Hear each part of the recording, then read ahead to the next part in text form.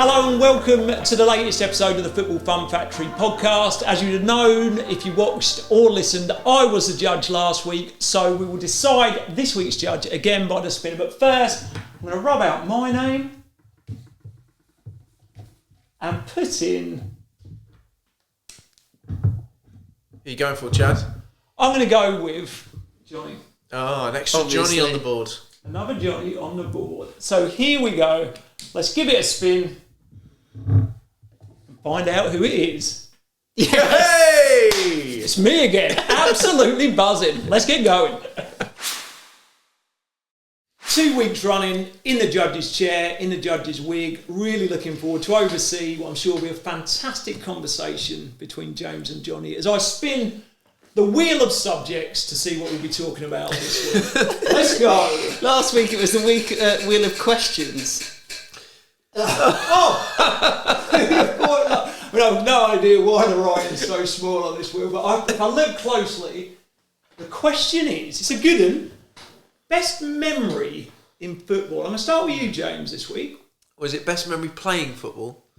Best memory playing He football. can't read it 'cause it's so small. Too small. Whoever wrote that bit is an idiot. Best memory playing football. I actually got asked this question this morning by our content creator Adam State, so I'm well prepared for this one. My best memory playing football is just playing football in the back garden. I absolutely buzzed off it, and I was telling Adam earlier how when I was little, my dad made a goal out of some old scaffolding poles and in my back garden, and put up a floodlight so I could carry on playing even when it got dark. And that was a great memory for me because it's just those raw moments of playing football, absolutely buzzing, pretending to be heroes in the back garden for hours on end. That is a fantastic one. Did the goal have a net in it? Yeah. Yeah? Fantastic. Brilliant. Johnny? I don't know how I can compete with the scaffolding net, but I think some of my best memories were when I played for the local grassroots team and actually played up a year.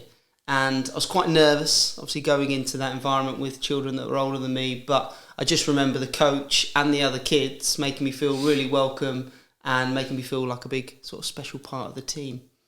Oh, very nice, very nice. Both What memories lovely, there. lovely answers. What a great start to this week's podcast. Yeah. James, do you want to question Johnny a little bit, grill him about his fantastic memory? Yeah. Was clearly not the case, John. You've made it all up.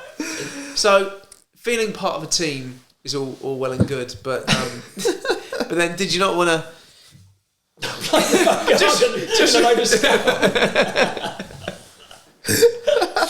Did you not want a floodlight? Of course he wanted a floodlight. Just remind me what you said, John. So it was brilliant to play as part of a team. Yeah, so That's your best memory. one of my early memories were playing with a group of children the year above. Yeah. And I remember being really nervous ahead of my first Okay. session, but then going there and then spending a whole season with them and Great. just real positive memories from a group of children that I was nervous about playing with, and then actually they welcomed me in with open arms. That's great. That's really, really nice. That's nice. Yeah, so I just question that being your best memory. You know, like feeling welcome is great, but football can bring absolute euphoria, can't it? It can bring those golden moments of scoring an overhead kick in the last minute. Back garden. Yeah, in the back garden, banging one in the top scaffolding. Floodlight shining. So I just think... This is crazy. Moving on, Luke. I know, I'm interested. Call it a draw. Nobody gets a point this round. This is rubbish. But yeah, I think it's a lovely memory. It's nice and fluffy. But I just really question whether there might be something a little bit brighter that you just not thought of in quickfire. You know, I just think you've given a poor answer. It feels a bit rushed. Yeah. It does feel a bit rushed. But it made you I'm bet. sorry, You got guys. a line. No, but I forgot that you both were in my brain and felt my feelings. No, it just feels like you were a bit rushed. Okay, where's my hammer? Don't make me use it.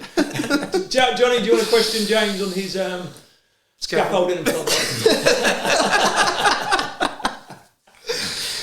Well, What could you possibly say? Yeah, no, you're right. I mean, it sounds like a brilliant experience and a fantastic memory for you. Yeah. Playing amongst some dangerous scaffolding. Wasn't dangerous. Good I don't argument. think it would be. No. Well, argument well made. Well played. Do you want me to tell you why it's my favourite football memory? Go on then. Because it's all connected to the brilliance of connecting football and family. Now we are a family here at Football Fun Factory, and the way that I feel about you guys, I feel that you're all part of my family, and that connection has come and been driven through football. And scaffolding. And we'll get onto the scaffolding. Hold on. Let's just. Okay, enough. No.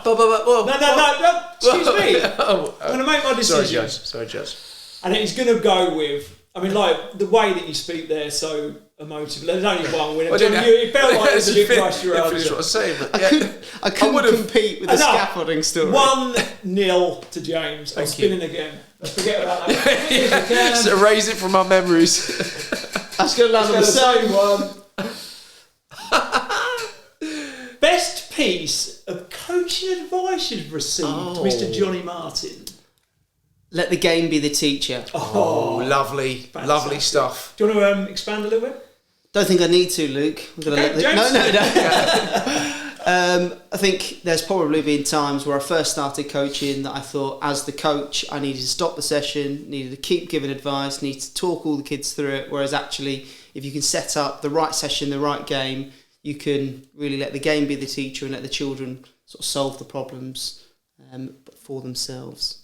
Interesting stuff, James. Great. Mine would be that the best coaches are the best thieves. That's mine. So, and I've thieved it from you. So, exactly. So we all know I'm going to win this round. So it has to go to 1-1. I think it could be a 3-0. So, you as a football coach, there are hundreds of thousands of football coaches out there. You can watch online content like the fantastic stuff that Coach Johnny publishes online. Just want to speak through your social media platforms before we go on. Go on, big yourself up, John. Make yourself feel better for not winning the point. At Coach Johnny FFF. Give us a follow.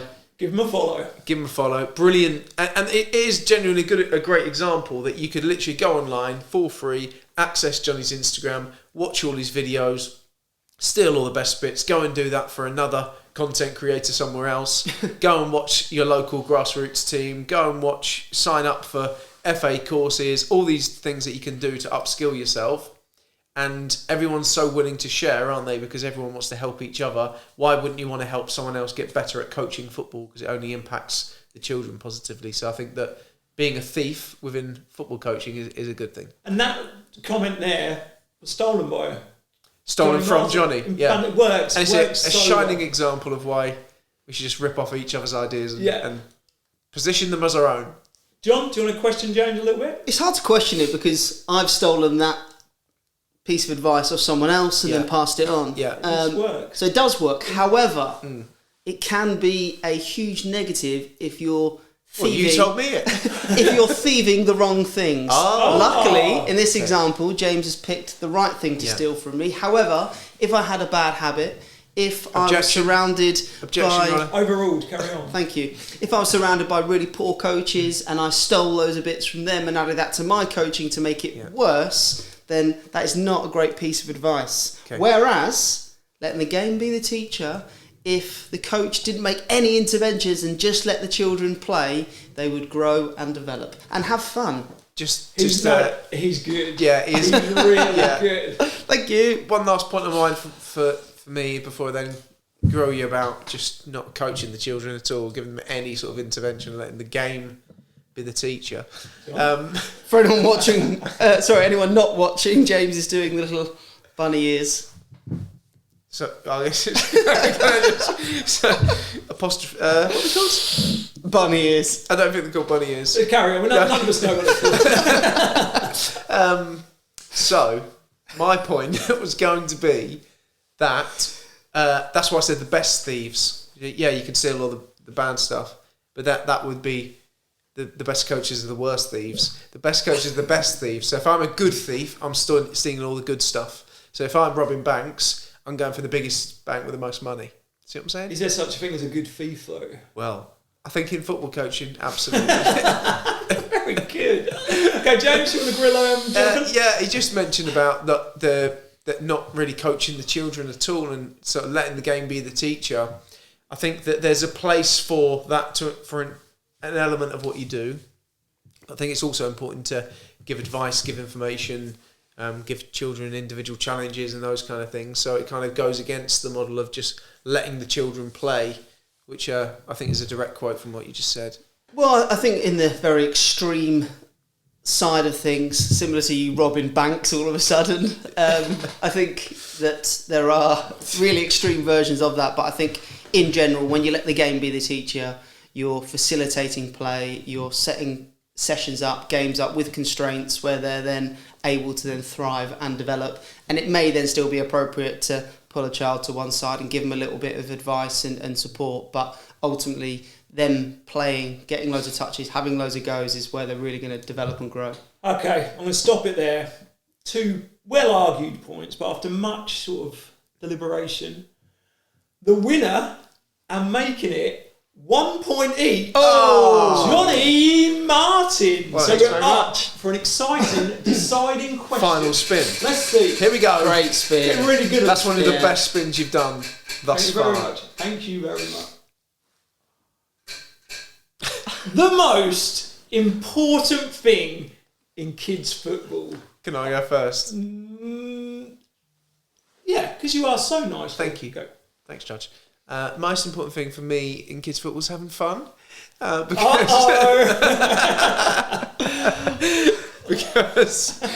Because ultimately that's the reason that we play. I think it's incredibly important to create the best possible environment for children to have fun. And when you stop having fun, that's when you stop playing football.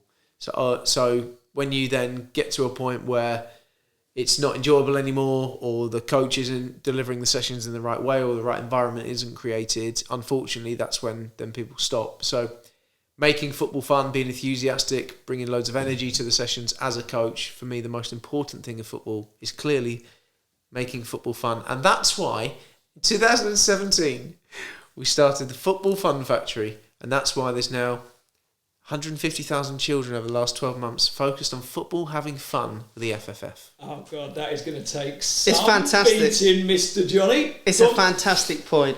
But I see your fun and I raise you safety. Oh! Oh, my God. Safety, Okay. fun and development. Our top In that 3 order. priorities at the Football Fun Factory in that order. Of course we want children to have fun. Of course we want them to play with a smile on their face. But the most important thing in grassroots football and kids football is the safety of the children. Making sure that they are physically safe within the environment that you're playing within, also emotionally safe so they can express themselves and be the best version of themselves. Mic drop. Just when you thought it couldn't get Yeah. any better, Oppie pops. So, Oppie pops. James, do you want to question Johnny? It's going to be, I mean, Yeah. you can't really argue with that, can you? I think that I agree. Thank you The very much. Priorities 2-1. in football are safety, fun and development. But in terms of then how you go about those things, I think there could be a bit of a negative to that. Picture the scene. Negative Where- to safety. Yeah. Oh my God. Stay with me, I'm Judge. intrigued. Yeah. No, I will. Picture the scene. There's a coach that creates a safe environment, but not does he or she only create a safe environment. They go above and beyond to the point where it stops becoming fun. So they're literally playing all the kids in hard hats, right? Fantastic. Stop going on about scaffolding. High-vis jackets in case it gets dark. Maybe they haven't got a floodlight in the Tell back you what, garden. You Yeah. might be onto something there. So all these children, they're having the fun beaten out of the session because there's such an overkill focus on safety. If you're placing it as the most important thing within the sessions, then there's a danger that you're going to go too far the other way. Safety should be quite simple because if you've got your policies and procedures in place, you've got your designated safeguarding officer, you've created a safe environment, that should be pretty easy. Quick check of the surface, make sure that's all good. And then we can place it real importance on making football fun. But for me, that person that's going over the top with safety, and you know, how are you meant to head the ball when you've got a hard hat on? You're not allowed to head it now. No. Because you're not wearing a hard hat, that's why. Do you want to respond to that? Yeah, I mean, it's an absolute ridiculous point. So once again, I'm going to see your ridiculous point and I'm going to raise it. Raise Erase it. No. Raise it. So you're saying that someone could go over the top with safety, Yeah. make the most ridiculous picture you've painted of children running around in hard hats. Yeah. I saw it down the park the other week. Here's another ridiculous picture that I'm going to paint. If a coach cares so much about having fun and all the kids running around having a great time and doesn't care about the safety, running around, all the kids are running around with, I don't know, scissors. Because they don't care about safety. That's too far. Johnny, you can. You should never ever don't joke about scissors. And scissors. I don't hold them up. The safe way. Yeah. Go on, John. I just think the example that you've given is absolutely ridiculous with regards to hard hats. Whereas, no, like I said, I saw your ridiculous point and I raised it. Yeah. I think that the most important thing, you cannot disagree, is safety, and I think that it's a foregone conclusion that I've won this debate. But we'll leave that to the very attractive and in the honourable capable hands of the Honourable Sir Judge Chadwick. Yeah, so obviously it has to be safety. Congratulations, John. Thanks very much. You are the winner of this week's podcast, winning 2-1, in which was a fantastic episode. Can you do a little recap of the scores? 2-1? No, but overall, the overall scores. Remember the... Yeah, I can do that. So, how many podcasts we had so far? There's been 4 points won. 4 points won. So I'm pretty sure I've won 1. Correct. 1 point. James has won 1. Correct. And Johnny's won 2. Correct. So Johnny's leading so far. Get in. But now, enough of all that. It's about taking part, isn't it? Yeah. And now, And having fun. the And safety. best bit of the Football Fun Factory podcast, Luke Chadwick's questions. Random question for me this week, Chad. Yeah. Did you, in your career, score any own goals? And if you didn't, then can you? Why not? Is there is there a particular own goal that flashes into your memory? And if you did, maybe answer both. So I did score 1 own goal in my football career. It was for MK Dons. Well, for Sheffield Wednesday, who was playing. I was playing for MK Dons, and it was a live TV game, and it's the first time I've ever scored an own goal. Even as a child, I never scored an own goal. And it was a strange feeling. I don't know if because the game was on telly, but felt so embarrassed, and for the next sort of 10-15 minutes really struggled to regain composure, regain focus. So it was a really uncomfortable one. In terms of other own goals, I remember the ones that I remember when United played Liverpool, and I think Jamie Carragher scored 2 own goals in one game. So that would be the one that I'd remember from that. But personally, 1 own goal. Whilst we're tapping into some negative memories of yours, Luke, scoring own goals, talk us through the moment where you got sent off for Man United against Liverpool. Yeah, bad memories. Bad memory. I got thrown on late doors at Old Trafford. We were losing 1-0. They sent me on to try and save the game. Like a bit of genius here and there. It never happened. And for some reason, we had a set play, and I was the last man back. Ended up getting into a foot race with Vladimir Smitsa, and we were like holding each other's shirts. He was like holding mine. I thought I had the pace to sort of get back and get around him, but he was sort of holding me off, and then we both went down. Referee couldn't wait to send me off, and again it was a moment where I just wanted the ground to swallow me up. I remember that it was up the opposite end to the Stretford end at Old Trafford, the tunnels in the corner at the Stretford end, and as I was walking down, I was thinking, what have I done? I didn't know whether to laugh or cry, and I got a massive applause from the Old Trafford crowd sort of as I was going off, and then sort of got down the tunnel, went in the dressing room, and I think Yap Stam was in there. I think he got injured in the game, sort of said, "Oh, what, are you injured?" I said, "Oh no, I've been sent off." And I remember sitting in the dressing room, scared stiff, waiting for the manager to come back in, thinking I'm going to get an absolute telling off and half here. But because the team was so poor, we lost 1-0, it just sort of got overlooked, and I just sort of kept my head down and got myself home. Nice. Okay, so that's Luke Chadwick's questions, and we will see you for another episode really soon.